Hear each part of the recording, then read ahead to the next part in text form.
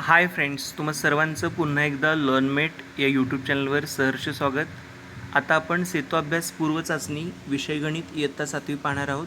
तर बघा, प्रश्न पहिला, कोणाचे माप आणि कोणाचा प्रकार यांच्या जोड्या लावायचे आहेत. तर 240 अंश हा प्रविशाल कोण आहे आणि 180 अंश हा सरळ कोण आहे.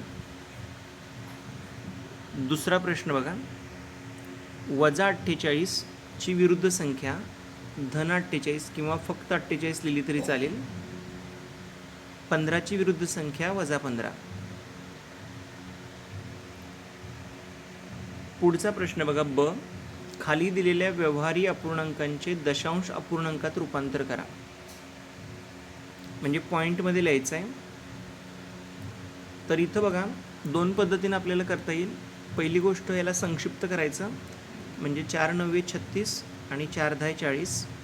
9/10 आलं म्हणजे आपण ते 0.9 लिहू शकतो. ही सगळ्यात सोपी पद्धत. दुसरी पद्धत बघा, म्हणजे जिथं 10 करता येत नाही आपल्याला छेद, तिथं काय करायचं, तर 8 हा जो छेद आहे याला आपण बदलायचा. म्हणजे एक्झॅक्टली काय करायचं बघा, 9ला तुम्ही थेट जर भागलं 8ने, 9/8 आहे म्हणजे 9ला 8ने भागलं, 8 1 8 राहिला 1, वरून घेतला 0 दिला दशांश चिन्ह, 8 1 8 राहिले पुन्हा 2,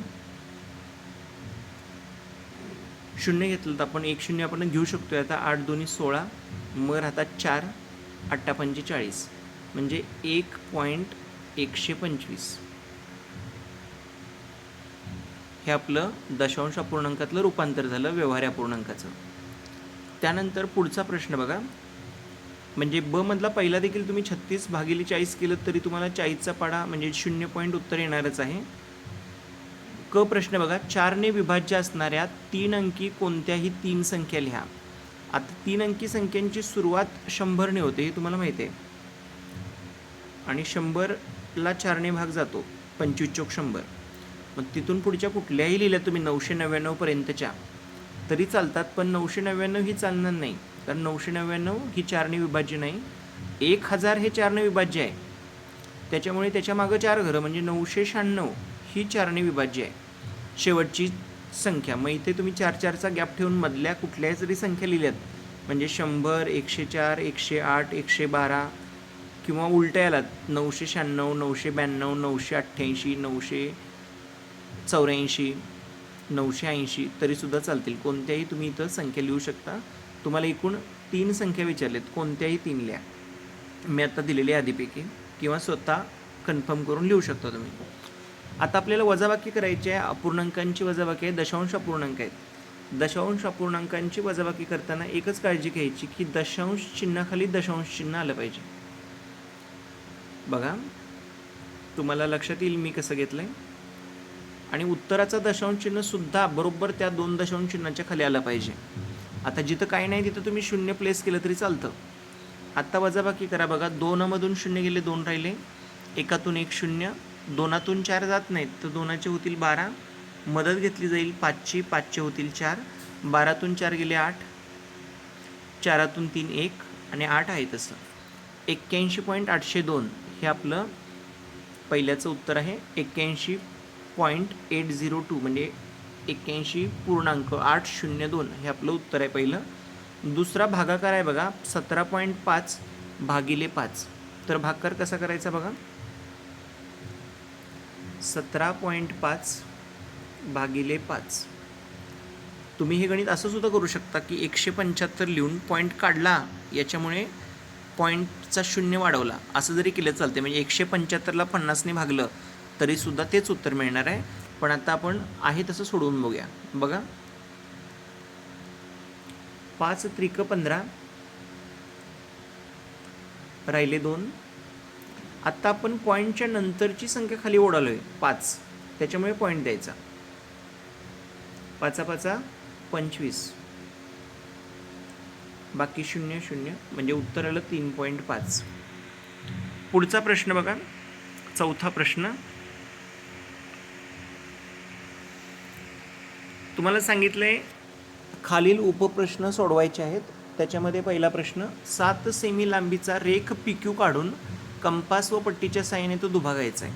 मग आता तो कसा दुभागायचा बघा. 7 सेमीचा रेषाखंड काढायचे तुम्ही.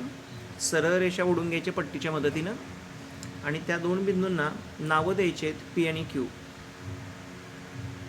यानंतर काय करायचं बघा, P वर कर्कटक ठेवायचं.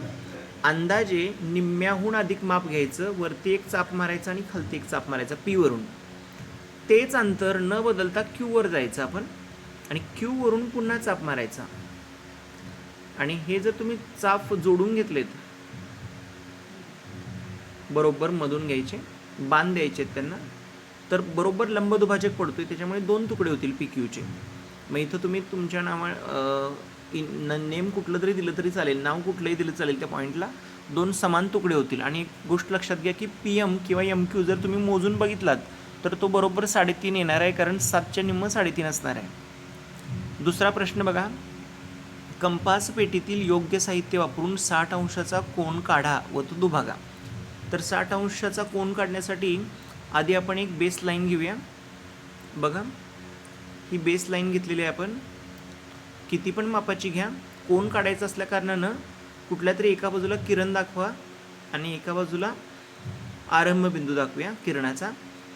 आरंभबिंदूपासून आपल्याला कोन काढायचा आहे. तर काय करायचं बघा, सर्वप्रथम कोन मापकाचं ठेवून घ्यायचं या जागेला आणि 60 मोजायचं उजव्या बाजूनं. म्हणजे 10, 20, 30 असं मोजत जाऊन 10, 20, 30, 40, 50, 60 जिथं येईल 60 तिथं टिकमार्क करून घ्यायची आणि कोन मापक बाजूला काढायचा. मग तिथून आपण कोन मापक काढून घ्यायचा आणि मग जिथं आपला पॉईंट आला होता तिथं असा ॲरो मारायचा. हे तुमचं 60 अंशाचा कोन तयार झाला. आता कोन काढून झाला, आता आपल्याला तो दुभागायचा आहे. दुभागण्यासाठी काय करायचं बघा, कोणाचा जो आरंभ बिंदू आहे, समजा आता इथं मी P नाव दिलं. PQ हा आपण पहिला किरण घेतला होता. P मधून आपण कोन काढला 60 अंशाचा. आता काय करायचं, P वर कर्कटक ठेवायचा आहे आणि वरच्या बाजूला चाप मारायचा अंदाजे.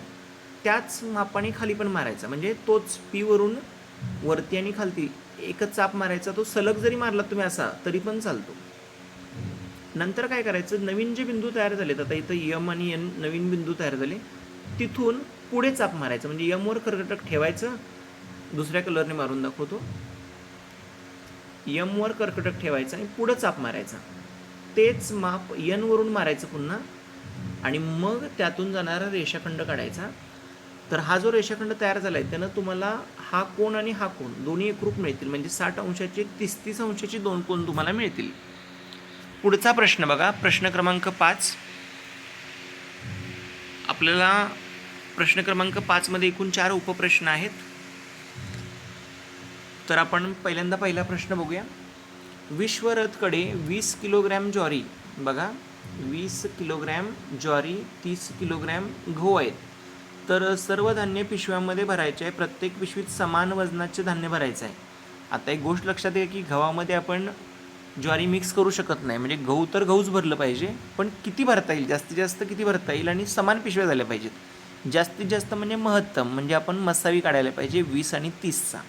ही गोष्ट लक्षात घ्या. 20 आणि 30चा आपल्याला मसावी काढायचा आहे. तर मसावी कसा काढायचा बघा, 20 आणि 30 यांचे तुम्ही अवयव पाडायचे आहेत. पद्धती भरपूर आहेत मसावी काढण्याच्या. आधी 20ला कशाने भागतो त्याची आधी करायची. मसावीच्या भरपूर पद्धती आहेत. त्यातली एका पद्धतीचा आपण व्हिडिओसुद्धा बनवला आहे. आत्ता जी पद्धत सांगणार आहे ती अवयव पद्धत आहे. अवयव पाडायचे आपल्याला माहीत असणार आहे. बघा 2 गुणिले 10 असे तुम्ही अवयव पाडू शकता 20चे. पण 10 जे आहेत ते 10चे पुन्हा 5 दोन्ही पडतातच की, मग लागलीच पाडून टाकूया 10चे. झाले अवयव. आता हे तिन्ही संख्या मूळ संख्या आहेत, 2, 2 आणि 5. बघा 2 2 4 4 5 20 हे आपले 20चे अवयव पाडून झालेत. आता 30चे अवयव पाडूया. 30चे अवयव बघा 3 10 30, पण 10चे पुन्हा पडतात ना 2 गुणिले 5. त्यामुळे आपण 10चे 2 गुणिले 5 पाडूया. 3 2 6 6 5 30. आता अवयव पाडून तर झालेले आहेत. आता यातले सामायिक अवयव म्हणजे समान काय आहे ते बघायचं. तर 2 एक समान दिसते बघा तुम्हाला आणि 5 एक समान दिसते. म्हणजे मसावी काढताना 2 आणि 5 यांचा आपण गुणाकार करायचा आहे. 2 आणि 5 म्हणजे 2 पंचे 10 आणि एवढंच बघायचं की 10ने 20ला आणि 30ला भाग जातोय का बघायचं. 10 2 20 10 3 30 म्हणजे 10 आपण काढलेला मसावी बरोबर आहे. याचा अर्थ प्रत्येक पिशवीत 10 किलो धान्य तुम्ही बसवू शकता. पुढचा प्रश्न आहे बघा. राजारामकडे काही मेंढ्या होत्या. आता काही मेंढ्या होत्या याचा अर्थ त्या मेंढ्या एक्स मानूया आपण. बाजारात त्यातील 34 मेंढ्या विकल्यावर म्हणजे वजा करूया 34 विकल्या त्यातल्या, तर मेंढ्या राहिल्या शिल्लक किती बघा, तर 176. मग आपण करायचं काय, वजा 34 आहे ते अधिक 34 म्हणून उजव्या बाजूला पाठवायचे. वजा 34 तिकडे गेल्यानंतर अधिक 34 होतील. यांची जर तुम्ही बेरीज केलीत तर तुम्हाला 210 मिळेल. म्हणजेच 210 एक्सची किंमत 210 आली. म्हणजेच राजारामकडे 210 मेंढ्या होत्या. हे आपलं उत्तर. आणि सेमीसाठी पण काही वेगळा प्रकार नाही आहे गणित सोडवण्याचा. मी जसं सोडवलंय त्या सेम पद्धतीने तुम्ही सोडवत गेलात. जिथं सेमीसाठी शब्द लागतो तिथे मी तुम्हाला देईन. तिसरा प्रश्न बघा. रवीनाजवळ 32 वह्या व 20 पुस्तके आहेत. तर वह्यांचे पुस्तकांचे असलेले गुणोत्तर. आता वह्यांचे म्हणून वह्यावरती येणार. वह्यांची संख्या आहे 32, पुस्तकांशी म्हणजे 20 यांचं गुणोत्तर आपल्याला विचारले. तर इथं बघा भाग जातोय 4ने भाग जातोय.